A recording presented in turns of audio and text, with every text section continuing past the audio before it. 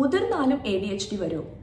കുട്ടിക്കാലത്ത് ഉള്ള ADHD treat ചെയ്യപ്പെടാതെ ഇരിക്കുന്നത് കൊണ്ടാണ് മുതിർന്നാലും അതിൻ്റെ ഫീച്ചേഴ്സ് കാണിക്കുന്നത്.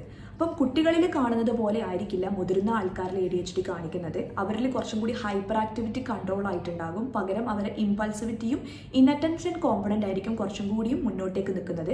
അതുകൊണ്ട് തന്നെ അവർ ഡെയിലി ലൈഫിൽ അവർ നന്നായിട്ട് സ്ട്രഗിൾ ചെയ്യുന്നുണ്ടാകും.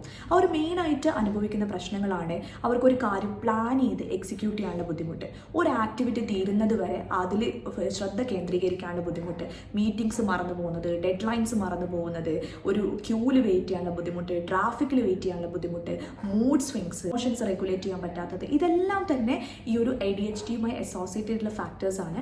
അപ്പോൾ അവർ ഡെയിലി ആക്ടിവിറ്റീസ് സ്ട്രഗിൾ ചെയ്യുന്ന ഒരു അവസ്ഥ എത്തുന്നത് വരെ ആരും തന്നെ തിരിച്ചറിയുന്നില്ല ഞങ്ങൾക്ക് ADHD ഉണ്ട് എന്നുള്ളത്. അപ്പോൾ അതുകൊണ്ടൊക്കെ തന്നെ ആയിരിക്കാം ഫഹദ് ഫാസിലിനെ പോലൊരാൾക്കും ഇത്രയും ലേറ്റ് ആയത് ഡയഗ്നോസ് ചെയ്യപ്പെടാൻ വേണ്ടിയിട്ട്.